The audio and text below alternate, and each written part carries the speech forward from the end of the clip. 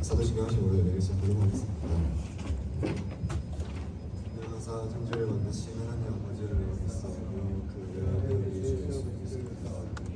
이는 성령으로 잉태하사 동정녀 마리아에게 나시고 인도의 고난을 받으사 십자가에 못 박혀 죽으시고 장사한 지 사흘 만에 죽은 자 가운데서 다시 살아나시며 하늘에 오르사 정같이 하나님 우편에 앉아 계시다가 저희로서 산자와 죽은 자를 심판으로 오시리라. 성령을 믿사오며 거룩한 공예와 성도로서 교통하는 것과 죄를 사하여 주시는 것과 몸이 다시 사는 것과 영혼이 사는 것을 믿사옵나이다.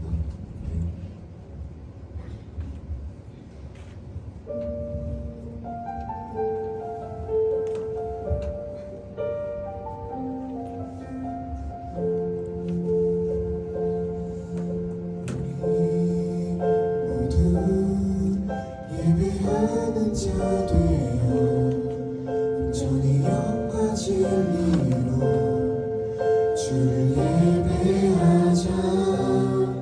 주가 우리와 함께 영원히 함께 하시고 마르지 않는 샘물로 우리 채우시리. 모두 예배하는 자 되어 온전히 영과 진리로 주를 예배하자. 주가 우리와 함께 영원히 함께 하시고 마르지 않는 샘물로 우리 채우시리라.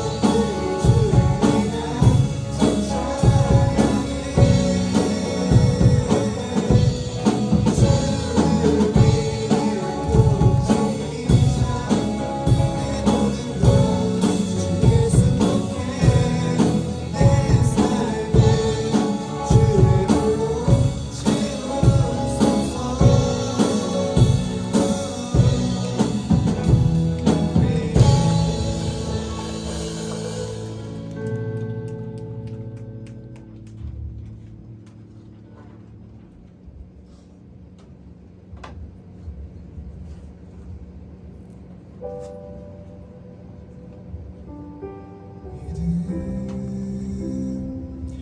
주께 있네 십자가 능력이 내 영광 되었네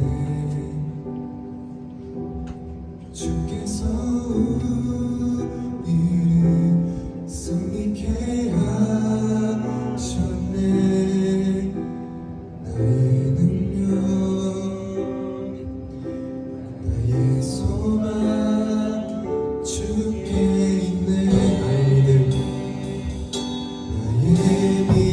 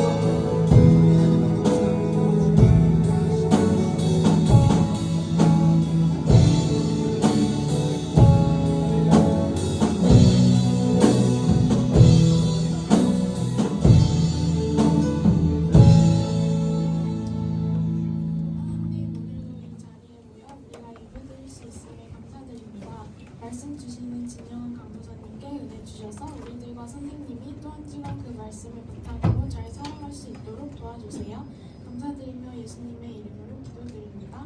아멘.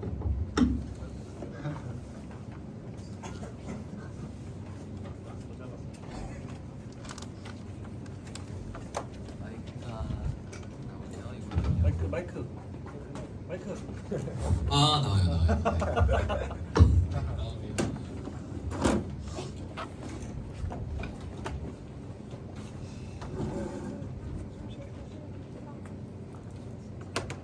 네, 여러분 반갑습니다. 여러분 반갑습니다. 네, 반가워요. 네, 좋습니다. 오늘 하나님께서 주신 말씀은 히브리서 11장 1절에서 7절까지의 말씀인데요. 교독하신 후에 마지막 절을 합독하도록 하겠습니다. 제가 먼저 읽을게요. 읽겠습니다. 제가 넘기나요?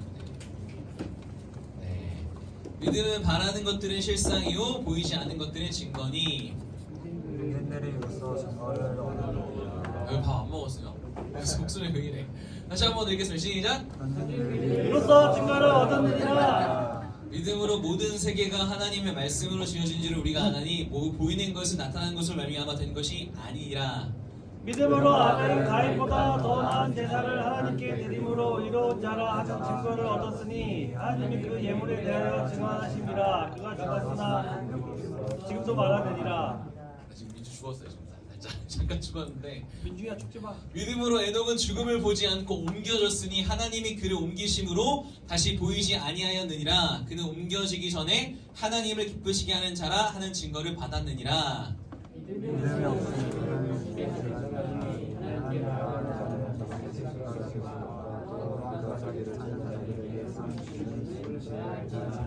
같이 읽겠습니다. 시작! 믿음으로 노아는 아직 보이지 않는 일에 경고하심을 받아 경외함으로 방주를 준비하여 그 집을 구원하였으니 이로 말미암아 세상을 정죄하고 믿음을 따르는 의의 상속자가 되었느니라. 아멘. 아멘. 아멘. 오늘 말씀도 추가 있는데 오늘 말씀의 제목은 바로 뭐냐면 믿음에 관련돼서 두 번의 말씀을 전하려고 해요. 첫 번째는 뭐죠? 믿음의 대상입니다. 믿음의 대상. 우리가 믿어야 할 대상에 대해서 살펴볼 거예요. 네. 오늘 말씀의 주제는 믿음인데요. 여러분 정말 진지하게 생각해 보도록 하겠습니다. 여러분 중에 믿음으로 사는 게 쉬운 사람 있나요? 네, 도용쌤이 가능할 것 같아요. 도용쌤이 가능할 것 같은데 우리 선생님들을 포함해서 믿음으로 사는 게 정말 너무 쉽다. 네. 개꿀이다라고 말하는 사람 있어요? 네, 정말 진지하게 생각해 보면요, 대부분은 믿음을 가지고 믿음을 지키며 살아가는 게 어떻다라고 생각하죠? 힘들다라고 생각합니다. 여러분, 믿음의 삶을 사는 데 있어서 방해가 되는 게 우리 가운데 있는데요. 그게 뭐냐면 바로 지금까지의 경험이에요. 경험. 과거부터 지금까지 안 됐으니까 앞으로도 안 될 거라고 쉽게 단정해 버린다는 거예요. 여기서 우리는 오해합니다. 믿어봤는데 안 됐다. 믿었는데 아무런 일도 없었다 라고 말해요. 믿었는데 원하는 일이 벌어지지 않았다 라고 말하는 거예요. 도대체 뭘 믿었길래? 저는 여기서 분명하게 짚고 넘어가야 한다고 생각하는데요. 대부분의 경우는요, 성경을 믿기보다 복음을 믿기보다 내가 이렇게 했을 경우에 이렇게 되어져야 한다, 이만큼 기도했더니 어떤 결과가 이어지더라 와 같은 비성경적이고 비복음적인 믿음을 우리가 가지고 있습니다. 내가 이상한 걸 믿어놓고 말씀에 문제가 있고 복음에 문제가 있다라고 생각합니다. 여러분, 말씀에도 문제가 없고 복음에도 문제가 없어요. 문제는 누구한테 있어요? 우리한테 있다는 거예요. 우리한테. 믿음의 대상이 여러분들 상황이었고 환경이었고 여러분들이 원하는 결과였다는 것입니다. 그런데 그건요, 믿음의 대상을 잘못 설정한 것입니다. 여러분, 우리는요, 믿음의 대상과 믿음의 내용을 분명히 해야 합니다. 우리가 읽은 히브리서는요, 이 믿음의 대상을요 분명히 하라고 말씀해주고 있습니다. 여러분, 흔히 히브리서 11장을 뭐라고 말하냐면 믿음장이라고 말합니다. 뭐라고 말한다고요? 믿음장. 네. 픽사이 났죠? 믿음에 대한 내용들이 쭉 열거되어 있는 내용이 바로 히브리서 11장입니다. 여러분, 히브리서를 이해하기 위해서는요, 히브리서의 배경을 먼저 알아야 하는데요. 히브리서의 원래 제목은 히브리인들에게 보내는 편지입니다. 배경을 설명할 텐데 여러분들 어렵지가 않아요. 시작부터 자면 이거는 뭐 내가 잘하고 저 지금 할 것도 없어. 네, 이거는. 네. 여러분 듣고 나면 어렵지 않아요. 한번 들어보세요. 여러분 이때가 언제였냐면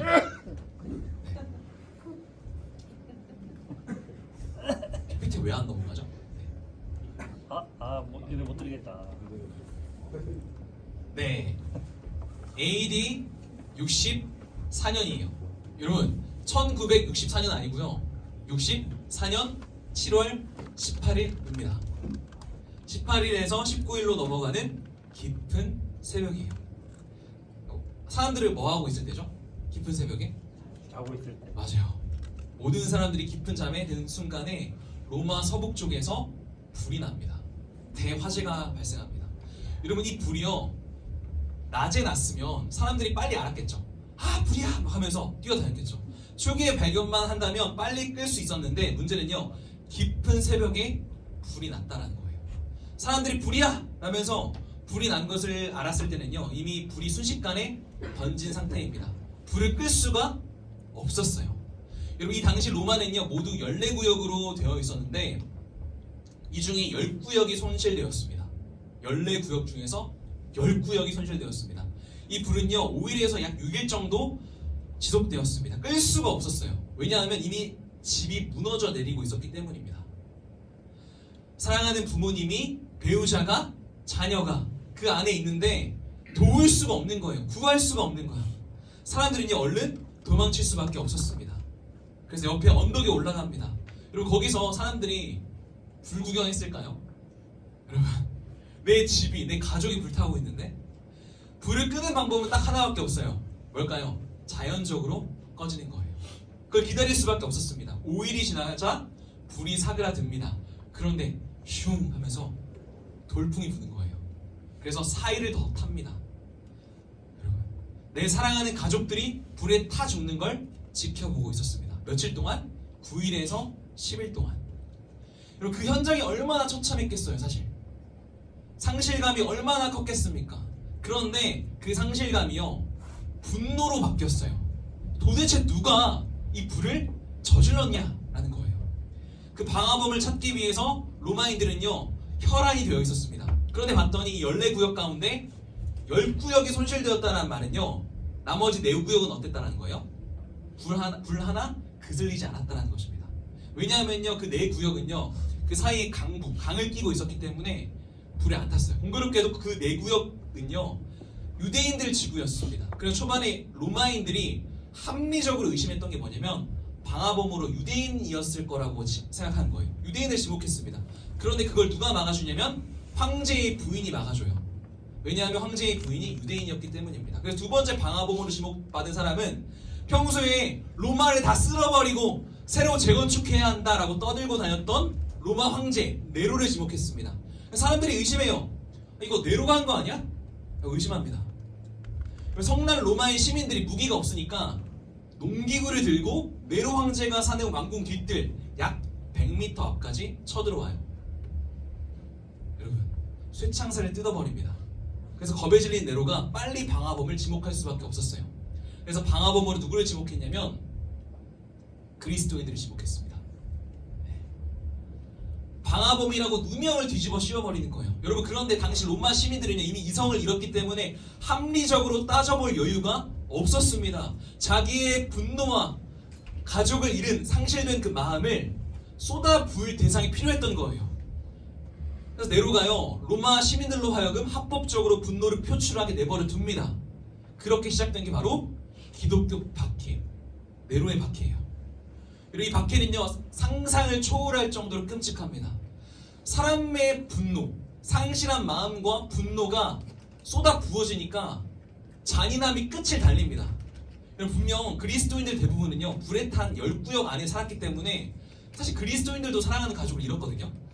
그러나 로마 사람들은요 그런 것을 따질 여유가 없었습니다. 그래서 기독교인들은 다 도망갑니다. 그렇게 땅굴을 파서 숨습니다. 그것을 우리가 뭐라고 부르죠? 세 글자로 카타콤이라고 부릅니다. 그때부터 파기 시작해서 많은 사람들이 피해야 했기 때문에 거의 그 굴이요 작은 홀이 아니에요. 작은 구멍이 아니야. 거의 도시를 이루었다라고 합니다. 그중 하나는 지하 2층까지 20층까지 됐다라고 해요. 삽 하나로 20층까지. 만든 거예요. 두려우니까 초인적인 힘이 나온 것입니다. 여러분, 로마 군인들이 그리스도인들을 잡으러 왔거든요. 그런데 문제는요, 로마 군인들이 그 안에, 그 땅굴 안에 그리스도인들이 있다는 걸 알아요. 그런데 못 들어갑니다. 왜일까요? 한번 들어갔다가 길을 잃어버리기 때문이에요. 함부로 못 들어갑니다. 그 카타콤의 길을 아는 사람은 누구일까요? 당연히 그리스도인들밖에 없어요. 그래서 잡아온 그리스도인들을 고문합니다. 묻고문을 해요. 그래도 말을 안 하니까 고문을 멈춥니다. 이제 방법을 바꾸는 거예요. 자녀들을 데려와요. 부모님과 식사하게 만듭니다. 식사가 다 끝나면요, 이제 집으로 돌려보내요. 그때 로마 군인들이 뭐라고 말하냐면, 아참 지금 밖에 추우니까 그냥 가지마 하면서 염소털과 양털로 짠 얇은 후드티를 입혀 보냅니다. 여러분, 잘해주는 것 같죠? 그런데 그냥 보내는 게 아니라 뭔가를 풀어요. 사냥개를 풉니다. 로마의 사냥개는요, 굉장히 용맹합니다. 맹수가 앞에 있어도 물러나지 않아요. 한번 물면 목을 잘라야 놓습니다. 그 사냥개를 잡아다가 로마 군인들이 2주 동안 굶기는 거예요. 그러면 사냥개가 악에 받쳐서 입에 침을 질질 흘리고 눈이 돌아갑니다. 기록에 의하면요, 자녀를 데려와 부모님과 식사하는 동안 그 사냥개를 창으로 막 찌른다라고 해요. 그래서 피를 나게 한다고 합니다. 그래서 악에 바치도록 하는 거예요. 그리고 식사를 마친 그리스도인 부모와 자녀가 집에 돌아갈 때 풀어놓습니다. 그러면요, 그 악에 바친 사냥개가 자녀의 뒷목을 붙잡고 부모가 보는 앞에서 아이의 목을 찢어버리는 거예요. 그러면서 이렇게 말합니다. 그 동굴에 어떻게 들어가? 말 안 해? 그래도 말 안 해? 말합니다. 그러면서 노구의 부모를 데려와요. 이번에는. 그때 그리스도인들이 말하는 거예요. 알았어요. 말할게요. 제발 그만해요. 라고 말하는 거예요. 그렇게 로마 군인들이 그리스도인들을 잡아옵니다. 처참한 거예요. 수많은 로마 시민들을 원형 경기장에 가득 채운 다음에 잡아온 그리스도인들을 그 경기장 안에 데려오는 거야. 그리고 시로라기 하나도 안 걸치고 완전히 발가벗깁니다. 여러분, 그 수치를 감당할 수 있겠어요? 여러분들? 관중석에서 수만 명이 나를 지켜보고 있는데 발가벗기는 거예요. 차라리 죽는 게 낫죠. 그리고 온갖 유흥을 다 즐기고 난 다음에 맹수를 풀어서 죽입니다. 사자밥이 되게 하는 거예요. 그게 다일까요? 로마로 들어오는 초입길에 거대한 막대를 세워서 그리스도인들을 하루 종일 묶어놓습니다. 그리고 초를 발라놔요. 그리고 해가 뉘엿뉘엿 넘어갈 때 횃불을 들고 와서 불 지릅니다. 불에 태워 죽이는 거예요. 처참한 거죠. 여러분, 인간이 동원할 수 있는 가장 잔인한 고문이 다 동원되었습니다. 왜요? 로마인들, 가족을 잃은 로마인들의 상실한 성난 그들의 마음을 풀어주기 위해서 제물로 바친 거예요. 여러분, 질문합니다. 기독교인들이 받은 이 박해는요, 피할 수 있는 박해일까요? 피할 수 없는 박해일까요? 뭐라고요? 피할 수 있는 박해예요. 여러분, 왜 못 피해요? 한마디만 하면 됩니다. 나 예수 몰라. 그 개자식 같은 거 한마디만 하면 돼요. 실제 이 역사적으로 이때 수많은 사람들이 배교합니다. 믿음을 버려요. 또한 정말 신실한 그리스도인들은 엄청나게 죽어나갑니다.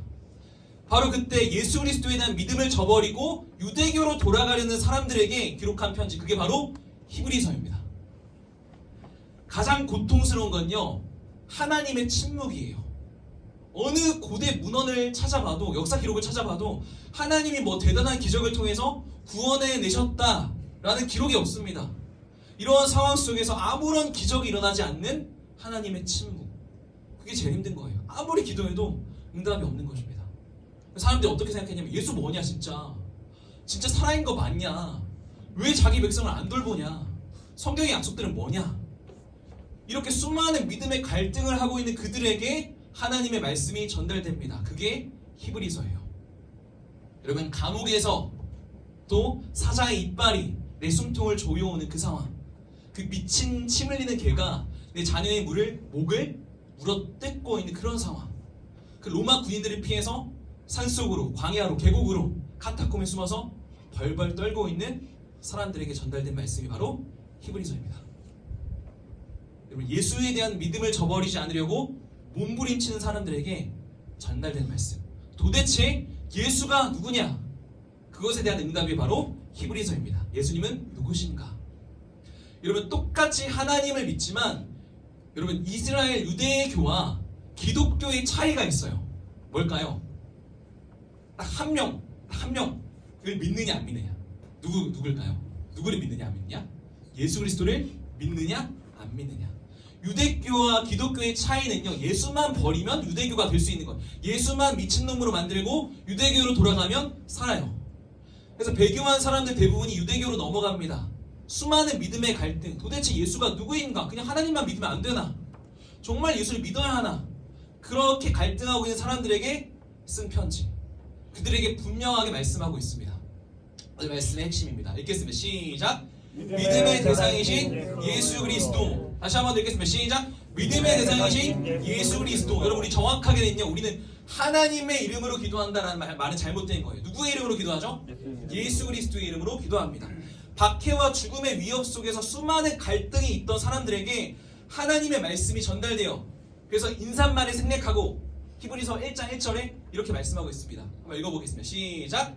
옛적에 선지자를 통하여 여러 부분과 여러 모양으로 우리 조상들에게 말씀하신 하나님이 이 모든 날 마지막에는 아들을 통하여 말씀하신다. 바로 그 내용이에요. 여러분, 사람들에게 그렇게 말하는 거예요. 너희들 예수가 누군지 알아? 옛적에 구약시대에 여러 부분과 여러 모양으로 선지자를 통하여서 우리 조상들에게 말씀하신 그 하나님께서, 그 똑같은 하나님께서 이 모든 날 마지막에는 누구를 통하여? 아들을 통하여 말씀하신다라고 바꾸는 거예요.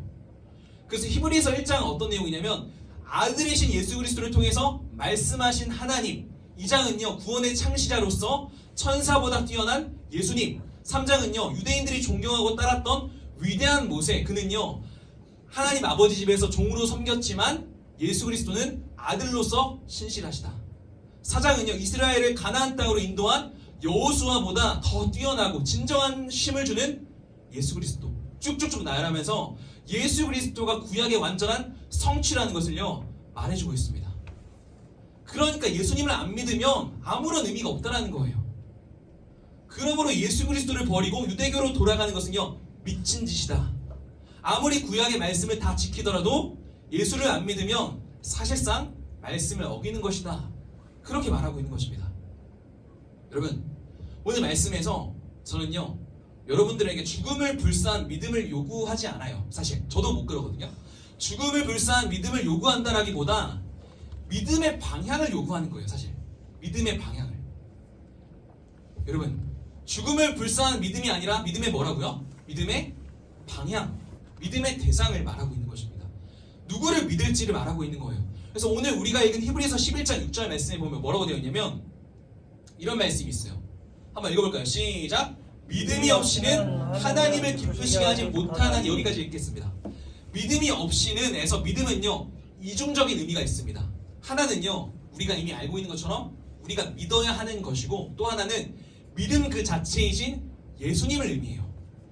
그래서 믿음이 없이는 하나님을 기쁘시게 하지 못한다 라는 말을요 이 믿음에서 뭘 넣어도 되냐면 예수님을 넣어도 돼요. 예수님. 그럼 예수 그리스도가 없이는 하나님을 기쁘시게 하지 못하나니 읽어도 됩니다. 그럼 믿으면 모든 게 해결되고, 믿으면 하나님 잘 믿으면 좋은 대학에 가고, 믿으면 성공하고, 그런 게 아니라 예수 그리스도를 향한 믿음, 그 이름을 가지고 하나님 앞에 나아가지 않으면요 절대로 하나님께 축복받을 수 없고 나아갈 수 없다라고 말하고 있습니다. 네. 그러니까 막연하게 종교생활하는 건 의미가 없어요. 사실 아무리 열심히 기도하고 아무리 열심히 교회에 나온 게 의미가 없다는 거예요. 누구를 안 믿으면? 예수 그리스도를 안 믿으면. 저는 가끔 그런 생각을 해요.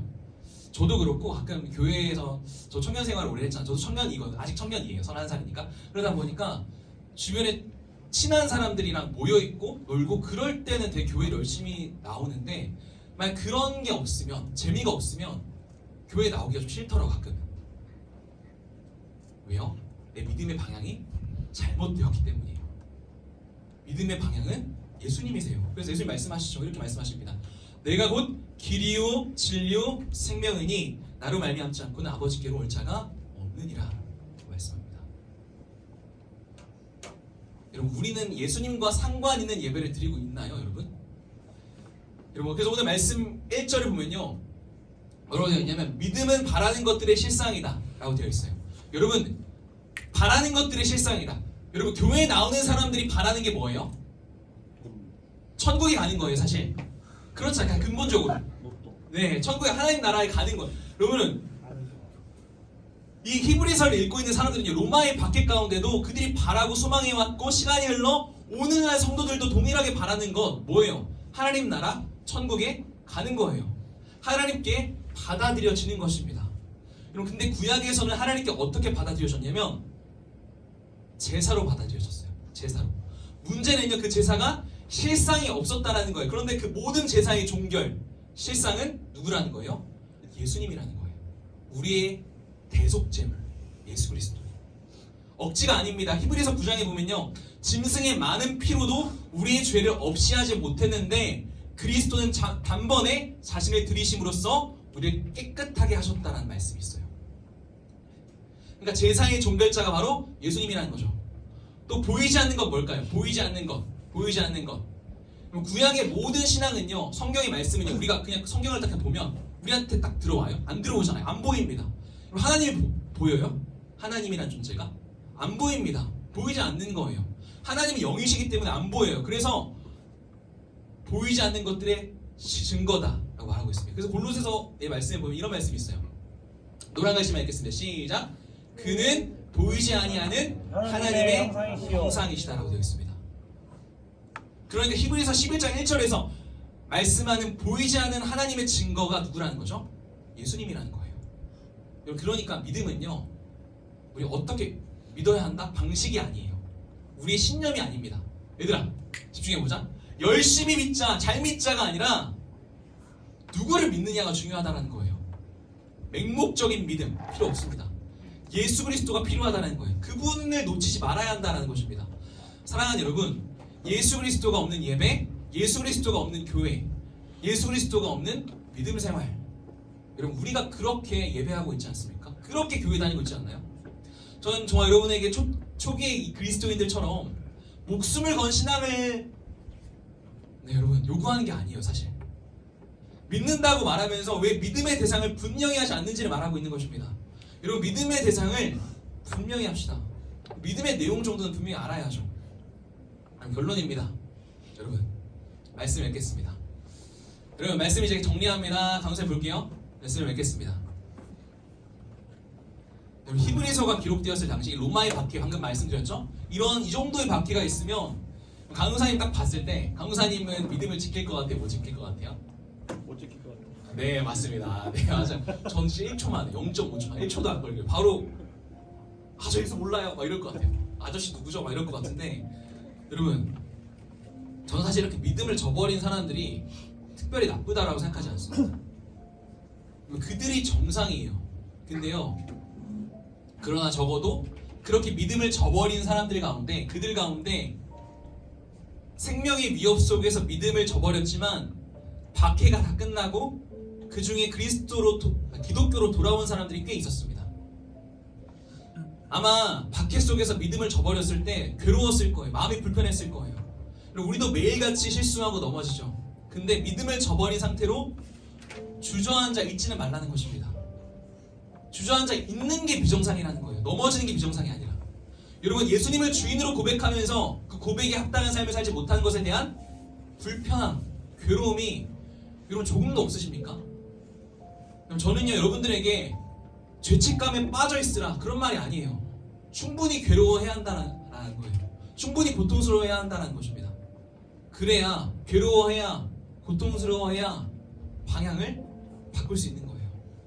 그리고 우리 여러분 흔들리고 넘어지는 나와는 달리 흔들리지 않으시는 그분께 우리 돌아가야 합니다. 여러분 우리는요 어제 했던 말 그리고 오늘 못 지키고 오늘 내뱉은 말을 앞으로도 못 지키는 사람들이에요. 그렇잖아요. 평소에 늘 다이어트 한다고 말하지 못 지키잖아요. 네, 이런 사람이에요. 늘 바뀝니다. 그러나 우리 믿음의 대상이신 예수님은 어떻죠? 이렇게 말씀하고 있습니다. 읽겠습니다. 시작. 예수 그리스도는 어제나 오늘이나 영원토록 동일하시니라. 여러분 지금까지 우리가 신실하지 못하고 성실하지 못하고 믿음을 지키지 못했을지라도 다시 믿음의 삶을 결단할 수 있는 이유는 뭐예요? 변하지 않으시는 그분이 계시기 때문이에요. 지금까지 그렇게 못 살아왔다는 걸 핑계 삼지 말고 이런 방향을 돌이킵시다. 예수님께로 방향을 돌이켜야 합니다. 과거에 실패한 경험들, 의심들 문제가 되지 않아요. 혹시 어제 예수님을 부인했습니까? 어제 믿음의 삶을 살지 못했습니까? 여러분 괜찮아요. 애초에 우리는 원래 그런 존재들이에요. 우리는 신실하지 못해요. 그러나 신실한 분, 흔들리지 않는 분, 변하지 않는 분이 바로 예수님이라는 것입니다. 하나님은요, 우리가 지금 믿음의 대상을 분명히 하길 원하십니다. 믿음의 대상을 분명히 하고 하나님께로, 예수님께로 방향을 바로 잡겠습니다. 기독교라고 말하고 크리스천이라고 말하면서 내 멋대로 믿었던 신앙을 내려놓고 방향을 예수님께로 고정해야 합니다. 잘 믿었더니 달라지는 나, 잘 믿었더니 성장하는 내가 아니라 매일 말을 바꾸고 넘어지고 했던 말과 고백을 손바닥 뒤집듯이 쉽게 바꾸는 나이지만, 이런 나를 변함없는 마음으로 바라보시는 예수님, 그분을 우리도 바라보아야 합니다. 여러분, 이렇게 고백하며 나아가는 모두가 되기를 예수님의 이름으로 축복합니다. 자, 모두 잘 일어나서 나의 믿음 주께 있네 함께 고백하도록 하겠습니다.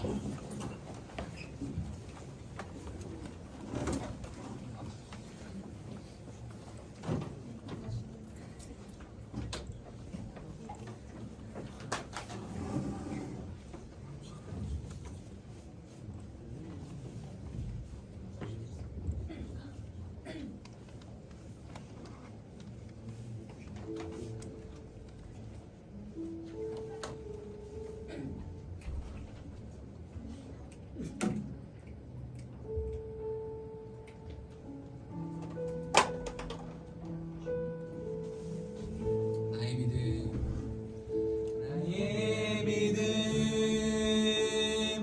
주께 있네. 십자가 능력이 내 영광 되었네. 주께서 우리를 승리케 하셨네.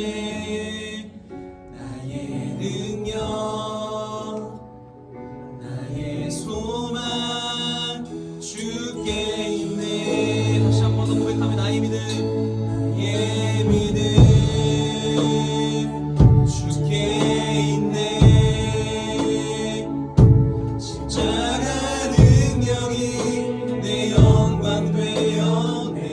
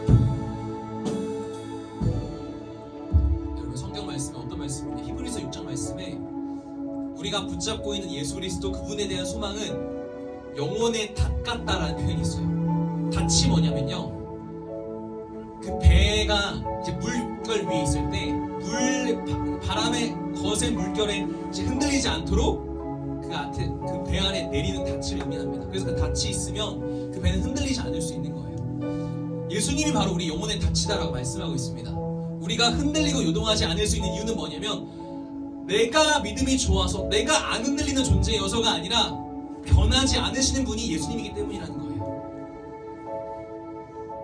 우리는 뱉어놨던 고백들, 무수한 고백들을 다 뒤엎지만 쉽게 엎어버리지만 하나님은요, 내가 세상 끝날까지 너와 함께 하겠다라고 약속하신 말씀을요 엎지 않으십니다. 지키십니다. 반드시 약속을 지키십니다. 그 지키시는 하나님, 신실하신 하나님, 마치 내 믿음이 대단한 것처럼 여기는 것이 아니라 하나님의 성실하시고 지수하신 하나님의 그 사랑이 있기 때문에 흔들리고 변하지 않는, 어제나 오늘이나 영원토록 바뀌지 않으시는 하나님의 사랑과 하나님의 신실함이 있기 때문에 오늘도 여전히 믿음의 자리에 나올 수 있음을 고백합니다. 하나님 아버지, 흔들리고 요동하는 우리들의 마음을 사로잡아 주시옵소서라고 시간 다 주여 앞으로 안전한 마음으로 기도하시겠으면 기도합니다. 주여, 하나님 아버지, 시간에 기도하며 나아가길 소망합니다. 하나님 아버지, 우리가 하나님께 나아갈 수 있는 근거는 우리 믿음의 실력이 좋아서가 아니라 우리가 대단한 존재여서가 아니라 하나님 아버지, 우리 날마다 고백했던 말들이 쉽게 손바닥 빗듯이 뒤엎어버리지만 하나님 아버지, 그럼 우리와 달리 말씀을 지키시고 신실하시고 하나님 아버지, 우리를 향한 그 사랑과 그 은혜가 변함이 없으신 예수님이 계시기 때문에 고백합니다.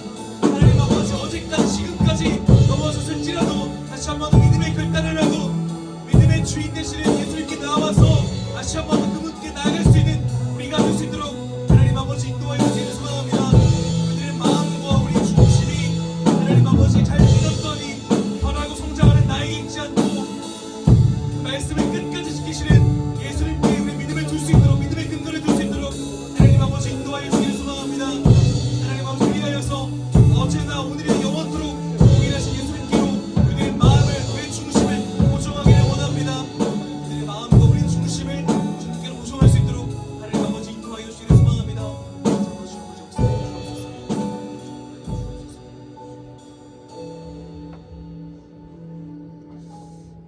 하나님 감사합니다. 하나님 아버지, 우리가 날마다 하나님의 말씀 앞에 바로 서지 못하고 넘어지고 흔들리고 연약한 존재임에도 불구하고 앞으로 잘할 거야, 앞으로 믿음으로 살 거야 라고 우리보다 우리를 더 믿어주시는 하나님, 그 하나님을 실망시켜드리지 않기를 원합니다. 하나님 아버지, 마치 자녀가 말도 안 되는 사고를 치더라도 끝까지 그 자녀를 기다리고 믿어주는 부모와 같이 하나님 아버지, 우리가 어떻게 얼마나 넘어졌을지라도 그런 모습과 상관없이 여전히 동일하게 우리를 바라보시는 하나님 아버지, 동일하게 우리 고등부 아이들을 바라보시는 주님의 그 성실하신 마음 그대로 하나님 아버지, 우리도 주님을 바라보길 원합니다. 이렇게 고백해 놓고 또 넘어질지도 모르겠습니다. 그러나 변함없으신 주님의 마음을 의지하여서 다시 한 번 더 믿음의 자리에 서길 원합니다. 연약한 우리와 달리, 말을 바꾸는 우리와 달리 말을 바꾸지 않으시고 계속해서 영원토록 우리와 동행하길 원하시는 주님, 그 주님의 품에 안기길 원합니다. 우리의 어떠함이 아니라 주님의 성실하심, 주님의 신실하심의 근거로 하여서 다시 한 번 더 믿음의 자리에 설 수 있는 우리 모두가 될 수 있도록 하나님 인도하여 주옵소서. 그래서 우리 끝까지 믿어주시는, 우리 끝까지 붙들어주시는 주님의 사랑과 은혜에 기대어 오늘 하루도 담대히 살아갈 수 있도록 하나님 인도하여 주옵소서. 여러 가지 많은 유혹과 시험거리들이 있을 것입니다. 그러나 그럼에도 불구하고 우리 아이들을 향한 주님의 손이, 주님의 신실하심이 멈추지 않음을 우리가 믿고 날마다 믿음의 삶을 결단하기를 원합니다. 흔들리고 요동하는 우리를 붙잡으시는 주님의 손을 날마다 바라볼 수 있도록 하나님 인도하여 주옵소서. 그 믿음 가지고 오늘 하루도, 일주일 동안의 삶도 주님과 동행하며 살아갈 수 있는 우리가 될 수 있도록 하나님 인도하여 주옵소서. 감사드립니다. 거룩하신 예수님의 이름으로 기도드립니다.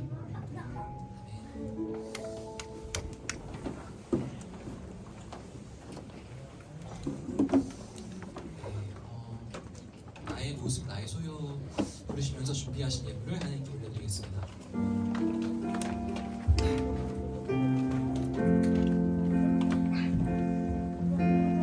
나의 모습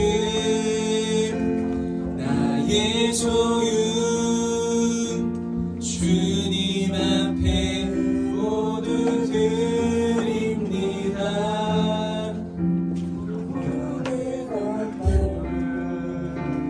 모든 기쁨 내 모든 눈물 받아주소서.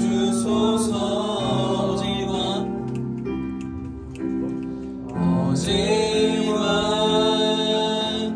내일도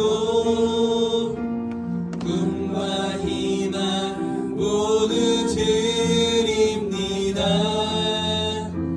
모든 소망 모든 계획 내 손과 마음 받아주소서.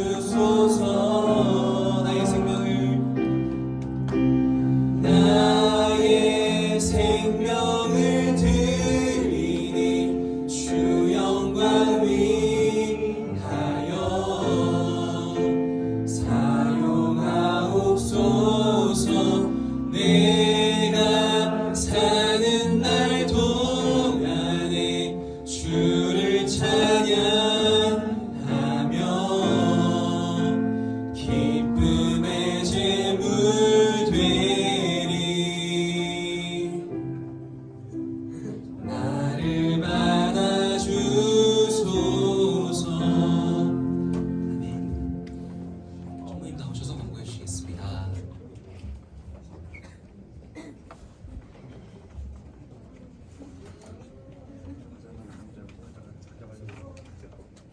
네, 여러분 반갑습니다. 와. 광고 시간입니다. 길어요. 이제 왔어요. 아구님 아닙니다. 네, 저희는 10월 9 아니 맞네. 10월 9일 날 우리 저기 뭐 있다고 했죠? 네, 종교인 등반대회가 있어요. 암벽이 아니고요. 여기 동산 같은 산입니다. 문수산이라고. 히말라야. 네. 그래서 우리가 이제 뭐 산을 안 좋아할 수 있어요. 네, 그렇죠. 저도 산을 안 좋아해요. 하지만 나도 너 안 좋아해. 네, 알고 있습니다. 안 좋아할 수 있어요. 네, 하지만 행운권이 걸려 있어요. 행운권 네, 별로 반응이 없거든요. 네, 그냥 좋은 공기 쐰다고 생각하고 네, 한번 갔으면 좋겠어요. 그래서 네, 시험이 같이 있죠. 네, 머리 식힌다고 생각하고 가면 되고요. 일단은 네, 가고자 하는 친구들은 선생님들한테 얘기를 해주셔서 인원 파악을 좀 정확히 할 수 있도록 해주세요. 왜냐면 도시락을 준비해야 되는데 도시락을 준비할 수가 없어요. 이제 안 간다고 했다가 갑자기 가면 도시락이 없으니까 네, 미리 좀 얘기를 해주시고요. 네, 그리고 오늘 네, 생일 파티가 있습니다. 와. 회장님 나와서 진행해 주세요. 네, 학생 회장입니다. 9월이 잘못됐네. 9월이 거꾸로 됐네. 네, 생일 파티. 김영호 선생님, 진영한 강도사님, 양예슬, 정지민 나오겠습니다.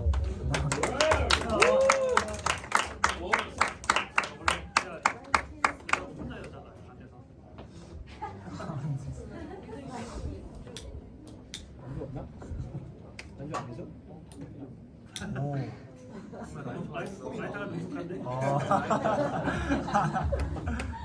묶어주세요.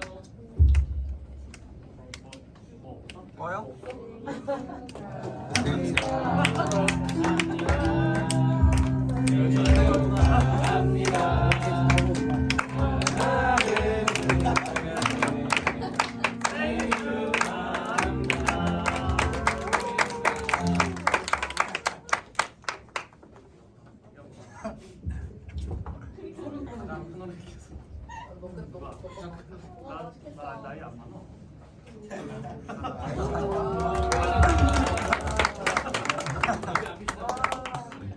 구장 선생님 나오셔서 기도해 주시겠습니다. 제가 강사님 저기 계시니까 제가 기도할게요. 하나님 감사합니다.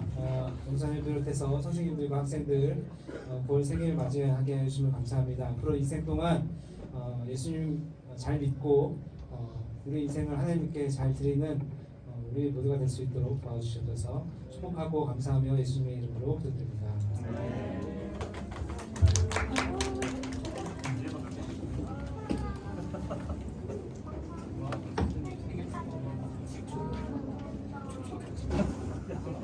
초콜릿만 먹고 이거 먹나?